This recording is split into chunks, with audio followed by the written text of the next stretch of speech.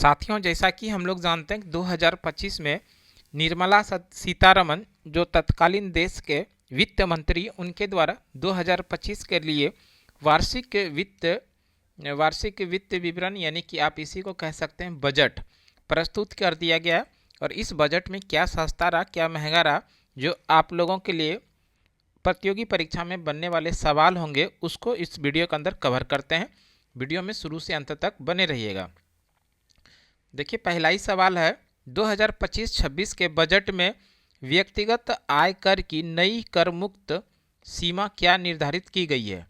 यानी कि 2025-26 में जो व्यक्तिगत आय कर है, जो कर मुक्त रहेगा, उसकी सीमा क्या निर्धारित की गई है, तो वो है 12,80,000, जो ऑप्शन नंबर सी में है। तो इस प्रश्न का जो सही आंसर है option number C is the right answer. अगला प्रश्न है, 2025-26 के बजट में सरकार को राजकोषीय घाटा यानी जीडीपी का कितना प्रतिशत लक्षित किया गया है, वह है 4.4%, जो ऑप्शन नंबर बी में, तो option number B is the right answer.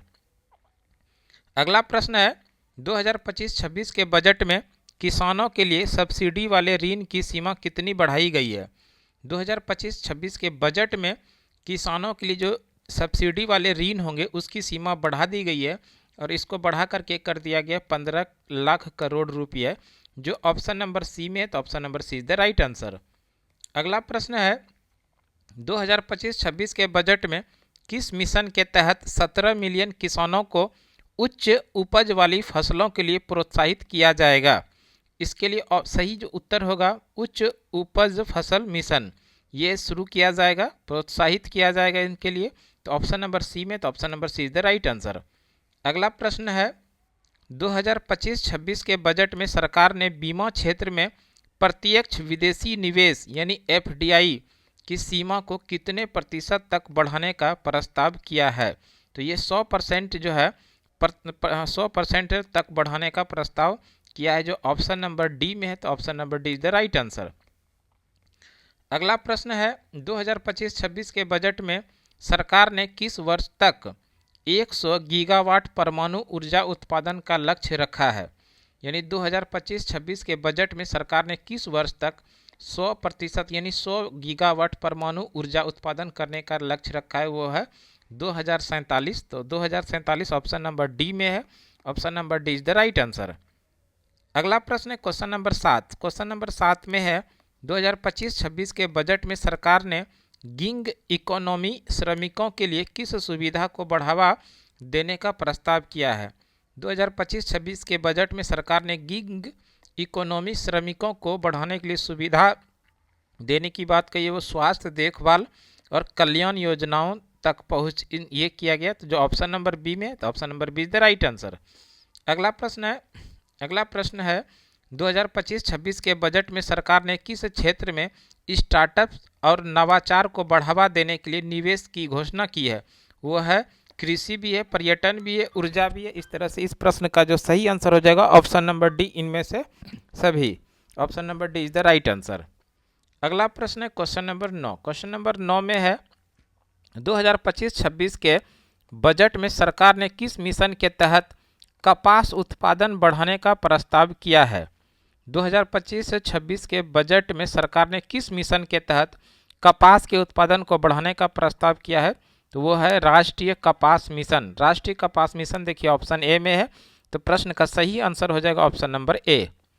अगला प्रश्न जो है, 2025-26 के बजट में सरकार ने किस क्षेत्र में बुनियादी ढांचे के विकास के लिए विशेष ध्यान देने की घोषणा की है।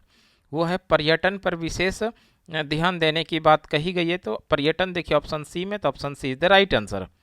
अगला प्रश्न है, 2025-26 के बजट में सरकार ने कृषि क्षेत्र के लिए कितने करोड़ रुपए सब्सिडी वाले ऋण की घोषणा की है। ये प्रश्न हम लोग पीछे देख लिए, इसमें 15 लाख करोड़ रुपये था, तो ऑप्शन नंबर सी में, तो option number C is the right answer.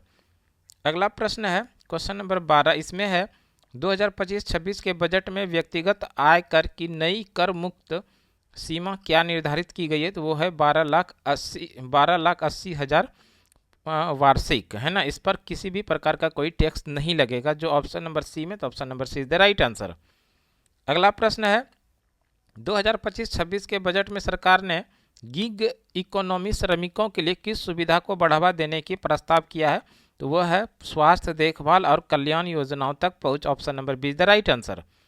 अगला प्रश्न है 2025-26 में बजट में सरकार ने किस वर्ष तक 100 गीगावाट परमाणु ऊर्जा उत्पादन का लक्ष्य रखा है? 2047 है। Option number D is the right answer. अगला प्रश्न है 2025-26 में बजट में सरकार का राजकोषीय घाटा जीडीपी का कितना प्रतिशत लक्षित किया गया है? वह 4.4%, जो कि ऑप्शन नंबर बी में है। तो option number B is the right answer.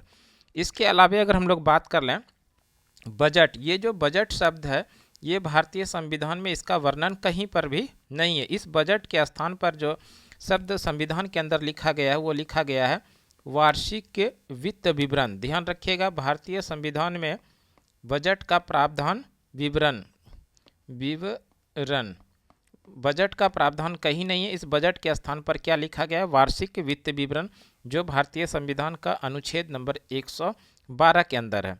एक सवाल और ध्यान रखिएगा, भारत में सर्वाधिक बार बजट प्रस्तुत करने का रिकॉर्ड, सर्वाधिक बार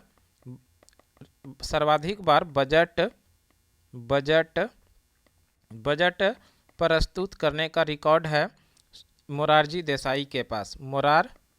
मोरारजी देसाई जी ने कुल मिला के 10 बार बजट प्रस्तुत किया था, 10 बार।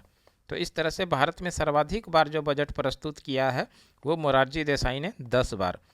तो ये कुछ इंपॉर्टेंट फैक्ट हो गया बजट से संबंधित जो 2025 में निर्मला सीतारमन के द्वारा बजट प्रस्तुत किया गया। हमें उम्मीद है कि ये वीडियो आप लोगों के लिए ज़रूर उपयोगी साबित होगा। तो इस तरह का वीडियो आप रेगुलर पाने के लिए सुमन क्लासेस यूट्यूब चैनल पर लगातार बने रहें। तो थैंक यू सो मच।